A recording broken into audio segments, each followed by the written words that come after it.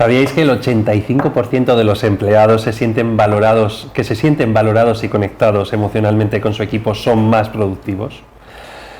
Pues de eso, de eficiencia, productividad, de sentirse persona, de sentirse conectado. De eso vamos a hablar con José Ignacio Andrés, que es CEO de Nailed It. Así que quedaros en esta entrevista porque seguramente os vais a conectar con nosotros. Bienvenidos a Maestros de Vida en Tinku Televisión, el programa en el que nos inspiramos de grandes proyectos, de grandes líderes y sobre todo de su maestría de vida, de cómo la vida les ha llevado aquí, a mostrarnos por qué son maestros de vida. Y ahora lo vamos a hacer con José Ignacio Andrés, que es CEO, cofundador de Nailed It, que es una plataforma que no solamente mide, sino que también impulsa la conexión emocional y el bienestar de los empleados. Bienestar. Así es. Bienestar, estás aquí, ¿no? ¿Cómo estás, José Ignacio? Muy bien, muchas gracias por Bien. invitarme. Pues hablamos de conexión, hablamos de volver a ser personas, ¿no? ¿Se nos ha olvidado ser personas en las empresas? Quizá un poco sí, depende mucho de la empresa, ¿no? Pero sí que es algo que vemos que muchas veces está un poco deshumanizado, ¿no? Muchas veces la gente siente que es un número en una hoja de Excel por ahí en algún sitio. Puede ser que sí, sí. Es que además lo típico que se dice, yo aquí vengo a trabajar. Sí, o sea, es algo que queremos cambiar, pues desgraciadamente creo que mucha gente lo siente así. O sea, no quiero generalizarlo, hay mucha gente que creo que está súper contenta en sus empresas y haciendo que hacen las cosas bien y que les gusta ir al trabajo, pero bueno, intentamos que esto sea, potenciar esto, ¿no? Que esto sea lo más normal, que tengan una buena experiencia dentro de su empresa, sí. Pero para comenzar en estar en esa empresa, quizá no es el origen de esa cultura, tiene que venir en sí de la propia empresa. Sí. ¿O qué es antes, el huevo o la gallina? Bueno, buena pregunta. Yo creo que al final depende muchísimo de eso, de lo que has dicho, de la cultura de la empresa y de que haya un match, ¿no? O sea, al final puede haber empresas en las que cuiden de su cultura, que al final son las cosas que pasan en el día a día. Tampoco quiero utilizar la palabra cultura así de manera muy abstracta, pero creo que eso marca un poco las pautas y tiene que haber un alineamiento muy claro entre lo que busca la persona, lo que busca la empresa. Pero sobre todo, a ver, creo que todos o casi todos habremos vivido una cultura un poco tóxica en alguna empresa, con un manager que no hacía bien las cosas o con una dirección que no hacía bien las cosas. Entonces, bueno, sí creo que la empresa tiene obviamente toda la responsabilidad de hacer las cosas bien y bueno, la gente también tiene que encontrar su lugar, ¿no? Pero en lo que nosotros hacemos, principalmente buscamos que las empresas hagan las cosas bien o que aprendan a hacerlas mejor. Pues antes de que me digas un poco cómo lo hacéis, os quiero recordar a vosotros que también estamos en LinkedIn. ¿Vale? Así que si aún no nos estáis siguiendo en LinkedIn, en el cual también, por supuesto, estamos en directo, pues estáis perdiendo mucha información y muchos momentos de inspiración, no solamente de Maestros de Vida, sino del resto de programas de Tinku. Así que, darle al botón de seguir. Vamos a seguir porque justo estamos hablando de bienestar. ¿Cómo consideráis vosotros que una persona, cuando está trabajando, tiene bienestar emocional? Una pregunta larga de responder. Y difícil en algún momento, ¿no? Sí, porque el bienestar, además, ¿cómo se generaliza el bienestar? Claro, es que de hecho ese es el primer reto, ¿no? Como dices, creo que la gente en mi empresa está bien o tiene cierto bienestar, eso ¿de dónde lo sacas, no? Esa afirmación o cómo lo puedes contrastar. Claro. Ahí empieza un poco de lo que hacemos, intentamos pasar esas sensaciones o de alguna manera esas percepciones a datos. Al final puedes hacer muchas cosas, pero una de las cosas quizás más simples es preguntar a la gente, por muy simple que parezca. Hemos visto parezca. antes con Joaquín, ¿no? Que Exactamente. es que la gente no se pregunta nada. Claro, y puede sorprender, pero mucha gente no quiere ni siquiera llegar a preguntar a sus empleados, porque les da miedo. Sí, exacto. Del resultado. Barrer debajo de la alfombra, porque las cosas que pasan van a seguir pasando, ¿no? Entonces, lo primero es preguntar y de alguna manera de ahí podrías sacar algunas conclusiones, ¿no? Y puedes recoger datos de otras muchas fuentes o recoger información más cualitativa, o sea, al final decir, oye, voy a hablar con todo el mundo cada X tiempo. En realidad puedes hacer un montón de cosas, ¿no? Igual que a lo mejor para un equipo de marketing o de ventas, como hablamos antes, puede hacer muchas cosas para llegar a comercializar su producto. No haces una sola cosa, pues aquí también, ¿no? Tienes que medir desde muchas fuentes y mirar muchos aspectos. A veces no es fácil identificar qué aspectos tienes que mirar, es una cosa que también apoyamos y decimos, oye, pues por lo menos... Eso, en vuestra propia, en el trabajo de consultoría también, ¿no? Que hacéis con otras empresas, es algo que también evaluáis, ¿no? El qué tipo de...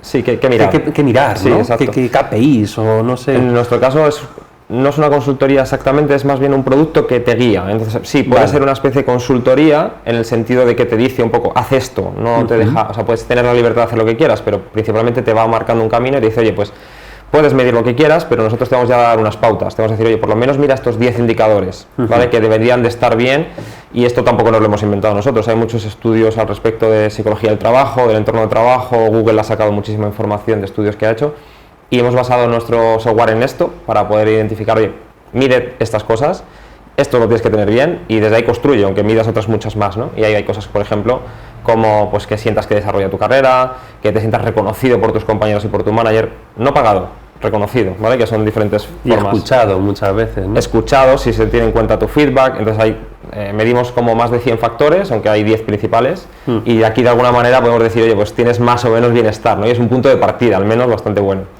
Y luego ya en función de los resultados, ¿cómo avanzáis a tener ese ambiente adecuado? Porque también es que si no, ¿cómo se retiene el talento si no tienes un buen ambiente? Sí, de hecho es uno de los puntos de partida, ¿no? Tienes que tener un buen ambiente, tienes que tener ese desarrollo de carrera del que hablábamos, tienes que tener una buena relación entre compañeros. Hay muchos drivers, o sea, muchos indicadores de retención, pero al final retener talento es algo que, pues eso, requiere una visión como muy holística, tienes que tocar un montón de palos a la vez, y al final ahí es importante que haya equipos de recursos humanos, muy importante, managers también con buena formación en management, que la mayoría, creo, y me incluyo en el pasado, no hemos tenido formación específica de management y parece que ya sabes gestionar gente. Entonces realmente hay muchos puntos que tocar, como decíamos antes, igual que también hay muchos puntos que medir, ¿no? Desde ahí hay muchas cosas con las que puedes empezar. Algo que me parece súper interesante, ya mencionaba antes, para empezar es, pues por ejemplo, la relación que tienes con tu responsable directo. La mayoría de las empresas con las que hablamos no tienen establecido ninguna política, ni tampoco lo hacen por cultura, el hablar regularmente con las personas de tu equipo, no de trabajo, sino, oye, ¿cómo estás? Sí. Entonces, algo tan básico no se suele hacer y es una muy buena práctica y se pierde. Es que al final volvemos a lo mismo, las empresas hay que humanizarlas, porque las empresas son personas con un fin común, pero no dejan de ser personas. Pero exacto, cuando dejamos de pensar en personas y solo vemos números, empezamos a tener problemas. Exacto, o sea, para mí que quizás lo principal que debería, si alguien se tiene que quedar con una idea de cómo retener al talento en ese sentido, es generar un entorno seguro. O sea, si tú no te sientes seguro con tus compañeros o con tu responsable para decirle las cosas que te preocupan, pues no, al final no se lo vas a comunicar ni por un canal ni por otro, y al final dirás, pues bueno, me ha salido algo mejor, o estoy cansado, me busco algo, o casi peor, me quedo, pero no estoy muy motivado. Que eso es peor, eso es lo peor que le puede pasar a una empresa, ¿no? Totalmente. Entonces no quieres ninguna de las dos cosas. No quieres que tu talento clave se marche y tampoco quieres que se quede un talento que no quiere estar ahí. Entonces, bueno, si no generas ese entorno seguro para que la gente te comunique lo que piensa, es el primer paso. Pues vosotros que estáis seguramente trabajando en una empresa, ponernos comentarios, decidnos cómo, si estáis en ese ambiente seguro. ¿Estáis? ¿Cómo se ha creado? O si no lo estáis, ¿qué esperáis? Porque de esa forma podemos escucharos y tenemos aquí a un experto que también nos puede dar ayuda, ¿no? a ese tipo de preguntas. Sí. Vamos a seguir un poco con el concepto me gustaría preguntarte incluso del tipo de personas, ¿no? Porque no todos somos iguales. ¿Cómo afrontáis vosotros el entender los equipos desde la neurodiversidad, desde que cada uno de nosotros somos de nuestro padre, nuestra madre, y cómo conociéndonos podemos conectar mejor? Bueno, aquí, o sea, no hablo tampoco desde ser un experto en neurodiversidad, ni mucho menos, pero bueno, al final creo que todo pasa un poco por tener una conversación uno a uno, al final, en el sentido de decir, quizás tú prefieres recibir el feedback en abierto y de manera directa, y así, no sé, tienes este pensamiento de que te ayuda a crecer, pero quizás hay otra persona que prefiere no recibir el feedback de esa manera, ¿no? En el entorno de trabajo, o sea, y no es fácil dar feedback. De hecho, muchísima gente nos plantea que tiene este reto y mucha gente nos conoce porque intentamos divulgar un poco con esto y hablamos de cómo dar feedback, cómo recibir feedback, y claro, es muy particular. Entonces, realmente, me gusta eso del feedback, porque ¿cómo se tiene que dar el feedback? Pues es que justo depende mucho de la persona que tengas delante, ¿no? Al final, si esa persona prefiere que seas más directo y vayas más al grano, si prefiere que de alguna manera pues, seas más sutil y se lo dejes caer, o quizás incluso alguien prefiere que se lo mandes por escrito porque no se enfrenta bien a que le hagan una crítica, aunque sea constructiva, ¿no?